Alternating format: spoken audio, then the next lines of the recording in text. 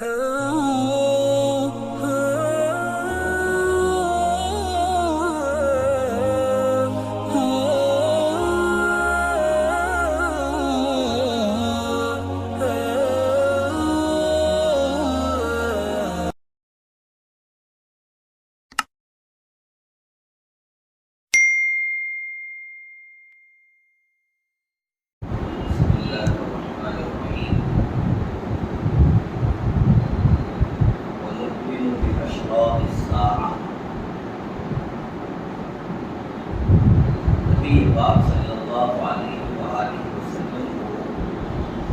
رب العالمین نے رحمت للعالمین بنا کر دنیا میں بھیجا ہے۔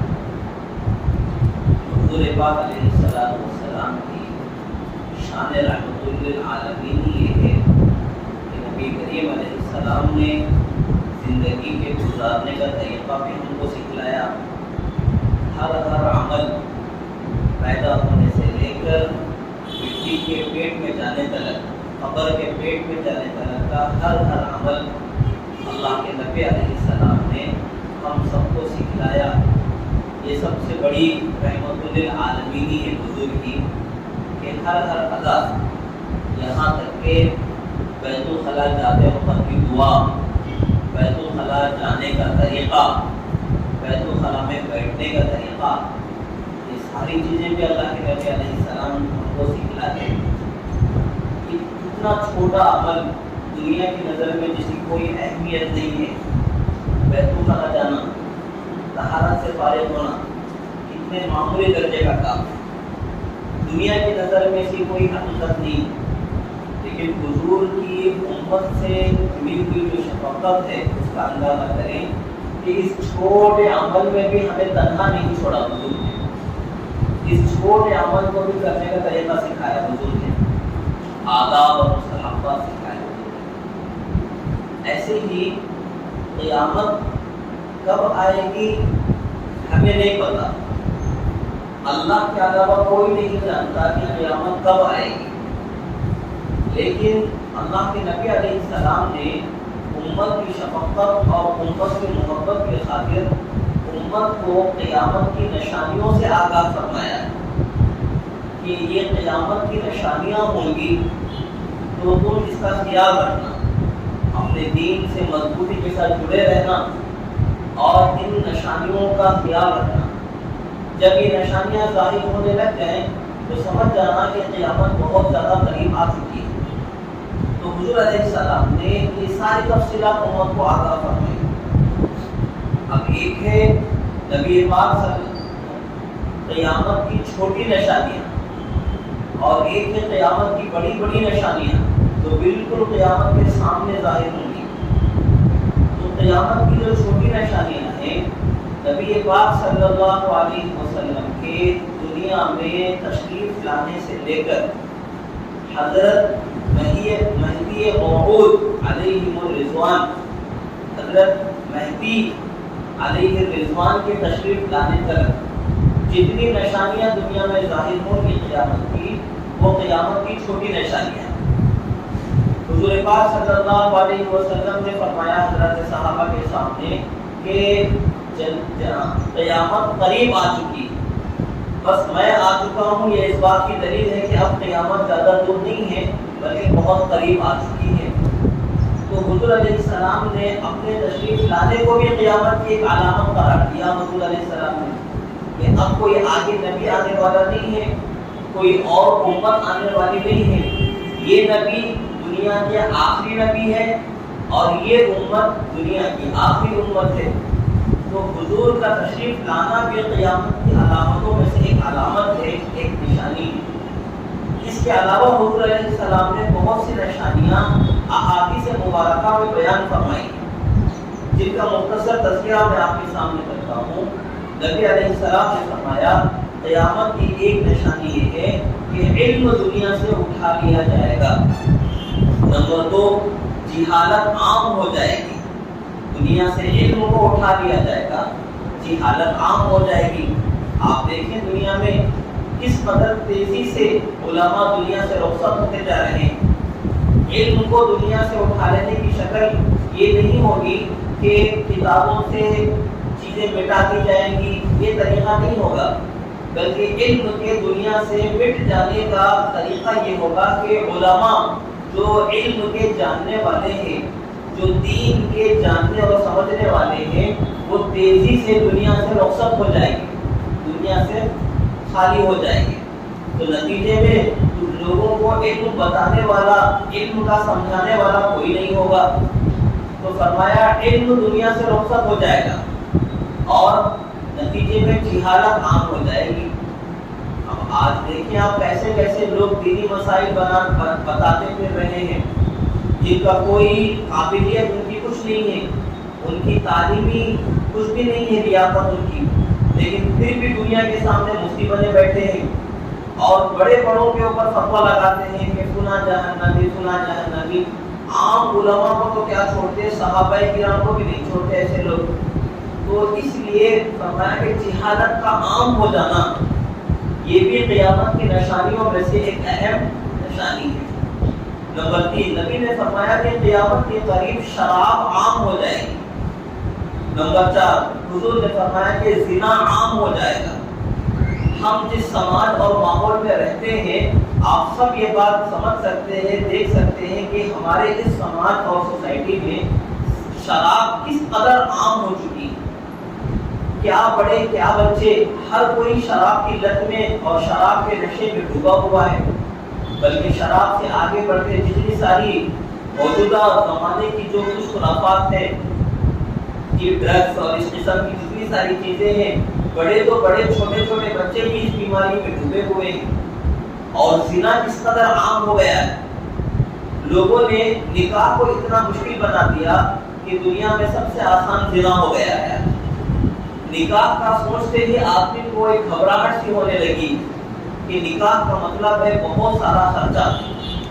لڑکے والے بھی سوچتے ہیں کہ نکاح کا مطلب بہت بڑا خرچہ، کہ کئی لاکھ ہمیں ہونے پڑیں گے، اور لڑکی والا بھی سوچتا ہے کہ شادی کا مطلب، بیٹی کی شادی کرانا، اس کا مطلب کتنے لاکھ کا خرچہ۔ تو نکاح کو تو نبی نے سب سے آسان کام بنایا تھا امت کے لیے، لیکن اس امت نے نکاح کو اپنے لیے اتنا مشکل بنا دیا کہ زنا امت کے لیے بہت آسان ہو گیا۔ اب ہمارے سماج کا حال کیا ہے، اگر مثال کے طور پر کوئی آدمی ایک سے زیادہ شادیاں کرے، دوسری شادی کرے یا تیسری شادی کرے، تو سارے لوگ اس کو برا بھلا کہیں گے، میرے دیکھو کیسا آدمی ہے، دوسری شادی کر لیا، پہلی بیوی موجود ہے، اس کے ہوتے ہوئے دوسری شادی کرا، ارے کیسا عجیب انسان نے تیسری شادی کرا۔ تو ایک سے زیادہ شادیاں اگر کوئی آدمی کرتا ہے تو ہم سب اس کو برا سمجھنے لگیں گے، اور اگر کوئی آدمی اپنی بیوی کے ہوتے ہوئے باہر کئی ساری عورتوں کے ساتھ ناجائز اور گندے تعلقات اگر اپنے قائم کرتا ہے تو کوئی اس کو برا نہیں سمجھتا۔ لوگ کہتے ہیں کہ آج کل تو چل رہا، آج کل کامن ہے یہ چیز، تو لیکن نکاح کرنے کو ہم نے برا سمجھ لیا اور زنا کرنے کو کوئی برا نہیں سمجھتا۔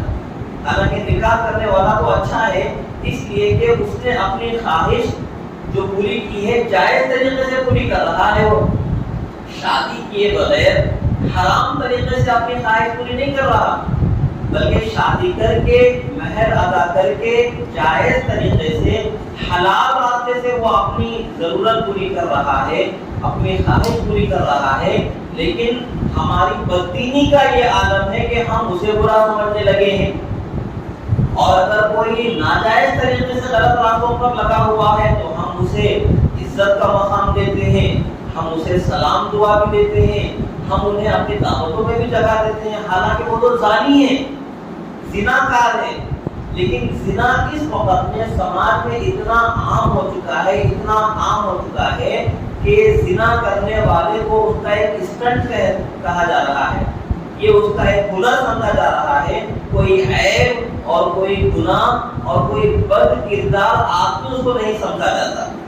تو حضور نے فرمایا کہ یہ قیامت کی ایک نشانی ہے، شراب کا عام ہو جانا، زنا کا عام ہو جانا، یہ قیامت کی نشانیاں ہیں۔ نمبر 5، مال فے کو ذاتی مال سمجھا جائے گا، مال فے کو ذاتی مال سمجھا جائے گا۔ نمبر 6، امانت کو مال غنیمت سمجھا جائے گا، امانت میں نے آپ کے پاس یا آپ نے میرے پاس کوئی چیز امانت کے طور پر رکھوا دی تو ذمہ داری میری یہ ہوگی کہ میں اسے حفاظت کے ساتھ رکھوں اور جب بھی آپ اسے مانگے تو میں آپ کی دی ہوئی چیز آپ کو واپس کر دوں. یہ ہوتی ہے امانت کی حقیقت. لیکن آج کے زمانے میں آپ دیکھیں امانت اگر کسی کے پاس رکھا تو کچھ دن کے بعد پوچھو تو وہ کہے گا کیا رہے سچ ہو گئے تھے وہ پیسے میرے سے. تو امانت کو جو ہے مال غنیمت سمجھا جائے گا. قسمت والوں کو ملتا ہے ایسا موقع کہ فوراً ہڑپ کر لیتے. آپ نے گھر یا اپنے زمین کے کاغذات کسی کو امانت کے طور پر دیے, کچھ مہینوں کے بعد وہ کھیل کھیلے گا اور زمین کو اپنے نام پر کرا لے گا, زمین ہڑپ کر لے گا آپ کی. آپ پیسہ کسی کے پاس رکھوائیں گے آج کے زمانے میں, کچھ وقت کے بعد وہ پیسہ آپ اس سے پوچھیں تو کہے گا کہ میرے پاس سے تو پیسہ خرچ ہو گیا. تو اس قسم کے آج کتنے سارے واقعات دنیا میں ہو رہے ہیں. تو مال امانت کو, امانت کے مال کو مال غنیمت سمجھا جائے گا کہ قسمت سے مل گیا فوراً خرچ کرو اس مال کو. تو نبی نے فرمایا کہ یہ بھی قیامت کی ایک نشانی ہوگی. نمبر 7, زکات کو تاوان سمجھا جائے گا, ٹیکس سمجھا جائے گا, بوجھ سمجھا جائے گا. جس طرح زبردستی کوئی مال لیا جا رہا ہو تو آدمی کس قدر بوجھ سمجھتا ہے اس کے دینے کو, زکات تو ایسی چیز ہے کہ سال میں ایک مرتبہ جو ہے عبادت سمجھ کر آدمی کو ادا کرنی چاہیے زکات اپنے مال میں سے.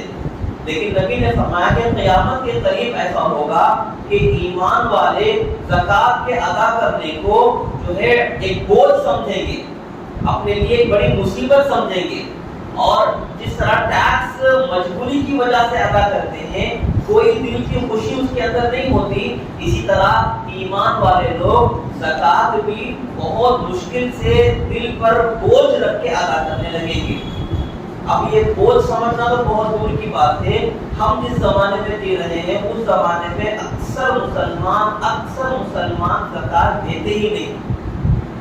زکات کو بوجھ سمجھ کے دینا پھر بھی غنیمت کی بات تھی, لیکن آج اکثر مسلمان زکات دیتے ہی نہیں, اپنے مال کا حساب لگاتے ہی نہیں, زکات دیتے ہی نہیں, اور یہ سمجھتے ہیں کہ جو ہے میں اتنی محنت سے مال کمایا ہوں ایسے کیسے دے دوں. تو نہیں دیتے اکثر لوگ, بس 10-5 روپے ادھر ادھر دے کے دل کو خوش کر دیتے کہ دے دیا زکات میں, ادا کر دیا آپ نے زکات. تو اس قسم کی جو ہے بہت غلط صورتحال ہماری بن چکی ہے. تو قیامت کی ایک نشانی نبی نے فرمائی کہ زکات کو تاوان سمجھا جائے گا. نمبر 6, دین کا علم دین کے علاوہ کسی اور مقصد کے لیے حاصل کیا جائے گا. دین کا علم لوگ حاصل کریں گے دنیا کے مقصد سے, اللہ کی رضا مقصد نہیں ہوگا. آخرت کو حاصل کرنا, جنت حاصل کرنا یہ مقصد نہیں ہوگا. دین کا علم حاصل کریں گے دنیا کی تعریفیں حاصل کرنے کے لیے یا دنیا کے مقاصد حاصل کرنے کے لیے. نمبر 9, لوگ بیوی کی اطاعت کریں گے اور اپنی ماں کی نافرمانی کریں گے. بیوی کی اطاعت کریں گے, اپنی ماں کی نافرمانی کریں گے. نمبر 10, دوست کو اپنے قریب کریں گے, اپنے باپ کو دور کریں گے. دوست کو مخلص سمجھیں گے اور باپ کو اپنا دشمن سمجھیں گے. اندازہ فرمائیں آج کے ہمارے زمانے میں کتنے گھروں کے یہ مسئلے نہیں ہیں کہ شادی ہونے تک آدمی ماں کا ہوتا ہے, شادی ہونے کے بعد وہ جو ہے اس قدر بیوی کا ہو جاتا ہے کہ اب ماں اسے اپنی دشمن محسوس ہونے لگتی ہے اور بات بات پر اپنی ماں کو کوسنے لگتا ہے, ڈانٹنے لگتا ہے اور بہت ساری کھری کھری باتیں سنانے لگ جاتا ہے, صرف اس بنیاد پر کہ اس کی بیوی اس کی ماں سے تھوڑی سی ناراض ہو گئی. اور اسی طرح لوگ دوست کو اپنے قریب رکھتے ہیں, اپنا رازدار بناتے ہیں, لیکن باپ کو اپنے قریب نہیں کرتے. دوست کو اپنا مخلص سمجھتے ہیں اور باپ کو اپنا بدخواہ اور اپنا دشمن سمجھتے ہیں.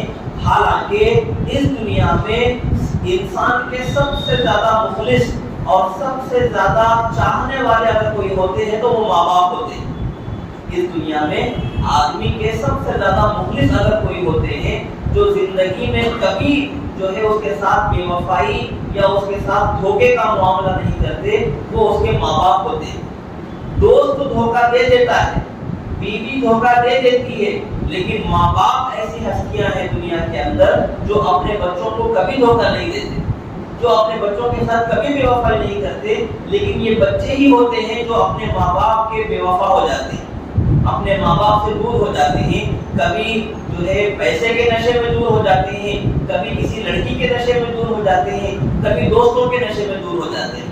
تو حضور نے فرمایا کہ دنیا میں جب ایسے حالات آ جائیں کہ لوگ اپنی بیوی کو اپنی ماں پر ترجیح دینے لگ جائیں، لوگ اپنی بیوی کو قریب کریں، اس کی فرما برداری کریں اور ماں کی نافرمانی کریں، دوست کو اپنے قریب کریں، باپ کو اپنے سے دور کرنے لگ جائیں، تو سمجھ لو کہ یہ قیامت کی نشانی ہے، قیامت بہت قریب آ چکی ہے۔ نمبر 11، مسجدوں میں آوازیں بلند ہوگی، مسجدوں میں آوازیں بلند ہوگی۔ اس سے مراد مسجدوں کے اندر دنیا کی باتیں ہونے لگیں گی، مسجدوں کے اندر جھگڑے ہوں گے آپسی، مسجدوں کے اندر لڑائیاں ہونے لگیں گی لوگوں کے آپس میں۔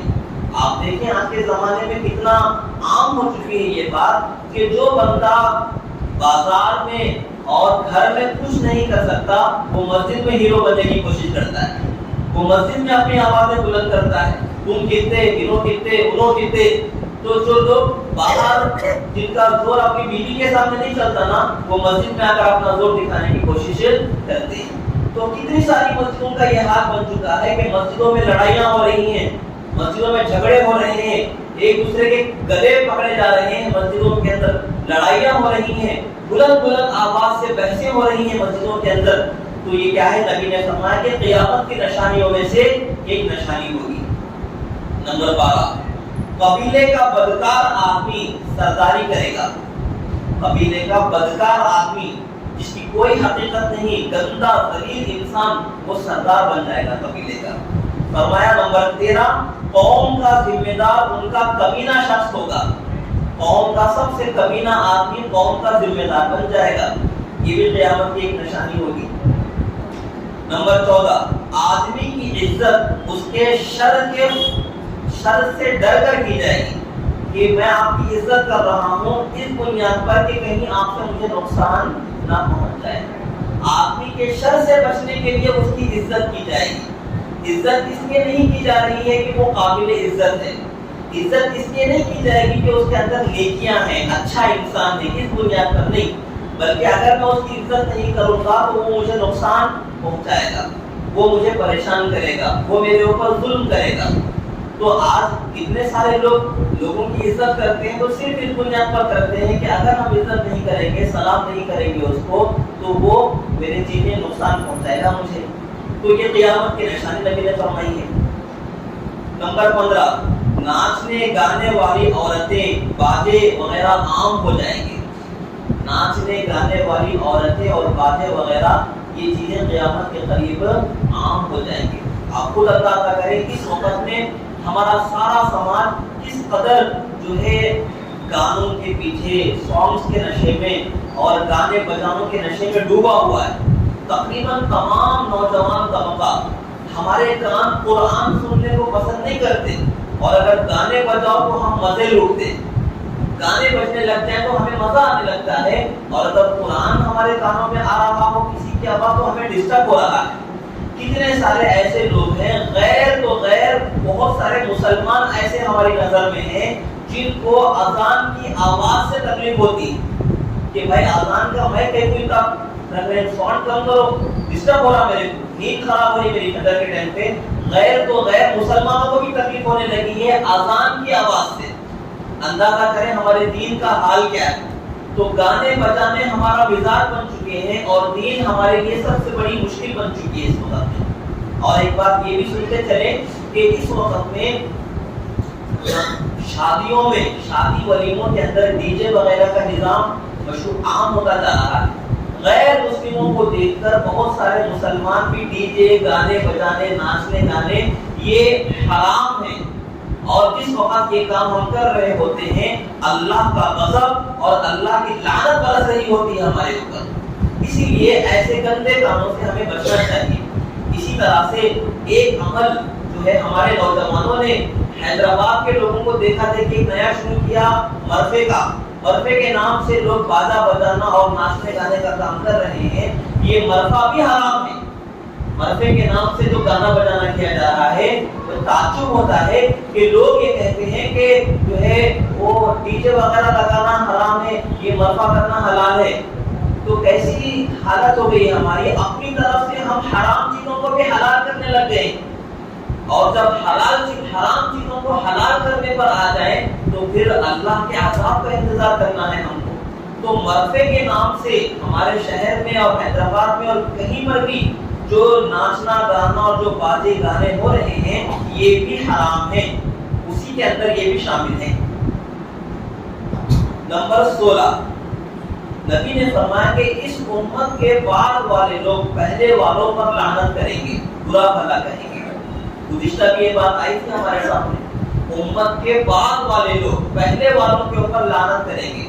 اب ہم 1400 سال کے بعد، 1450 سال کے بعد ہم اب پیدا ہوئے ہیں، ہم اب بیٹھ کر صحابہ کے اوپر اعتراض کریں گے صحابہ نے دین کو صحیح نہیں سمجھا، صحابہ سے غلطیاں ہوئے، اور تابعین تبع تابعین 1300 سال پہلے جو علماء گزرے ہیں، 1300 سال پہلے 1400 سال پہلے جو صحابہ کرام گزرے ہیں، ان کے اوپر ہماری زبانیں کھلیں گی اور ہم یہ کہیں گے کہ 1400 سال پہلے جو علماء تھے نبی کے قریب اتنے، وہ غلطی پر ہیں، 1450 سال کے بعد اب ہم پیدا ہوئے ہیں، ہم نے دین کو سیکھ لیا، ہم نے دین کو سمجھ لیا۔